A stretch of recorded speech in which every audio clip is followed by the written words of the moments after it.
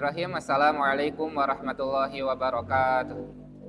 Alhamdulillahirabbil alamin. Alhamdulillahilladzi arsala rasulahu bil huda wa dinil haq yudhhirahu 'alad dini kullih wa kafa billahi syahida. Allahumma shalli ala sayidina Muhammad wa ala alihi wa sahbihi wa man tabi'ahum bi ihsanin ila yaumiddin.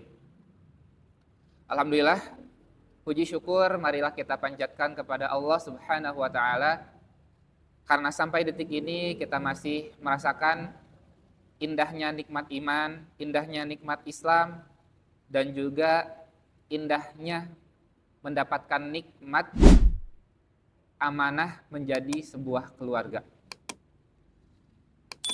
Salawat serta salam tak lupa kita curahkan kepada junjungan kita, Nabi Muhammad Sallallahu Alaihi Wasallam, seorang suri tauladan terbaik dalam mendidik generasi selanjutnya.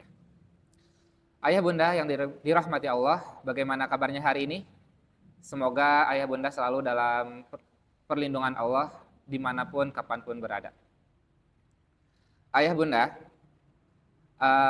sebelumnya saya sudah membahas tentang sabar dalam mendidik anak. Sabar itu bukan diam tanpa usaha. Sabar itu berusaha maksimal dengan apa yang kita inginkan. Maka sabar dalam mendidik anak ini juga ada ikhtiar dan tawakalnya.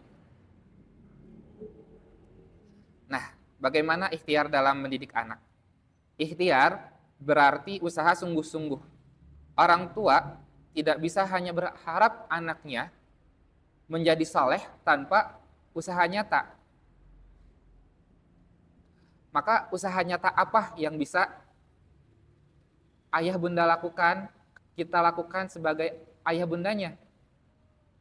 Diawali dengan memaksimalkan peran masing-masing, dari peran suami, peran istri, peran ayah, peran ibu, yang alhamdulillah kita semua sudah belajar itu ya. Mungkin dari contoh-contoh kecil juga bisa kita lakukan.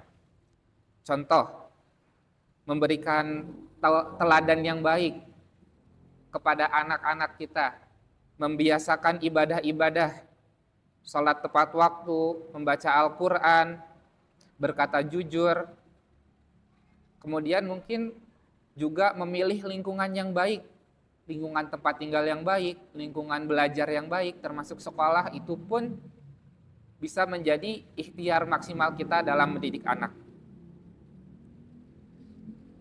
Rasulullah Shallallahu Alaihi Wasallam adalah teladan utama dalam mendidik anak. Dalam banyak riwayat, beliau tidak mendidik dengan kekerasan, tetapi dengan kelembutan dan keteladanan. Anak-anak yang tumbuh di sekitar beliau menjadi generasi terbaik umat kemudian. Artinya, sebelum menuntut anak menjadi lebih baik, maka harus diawali dari kita dulu, dari orang tuanya dulu untuk menjadi lebih baik. Bisa kita mulai dengan mengikuti kajian, belajar lagi menuntut ilmu, belajar sirah. Banyak hal yang bisa kita lakukan. Kemudian ada tawakal setelah berikhtiar. Setelah semua usaha dilakukan, maka kita serahkan hasilnya kepada Allah. Inilah yang disebut tawakal. Kadang ada orang tua yang sudah berusaha maksimal, tetapi anaknya masih melakukan kesalahan. Ayah bunda, jangan putus asa. Hidayah itu kembali lagi hanya milik Allah.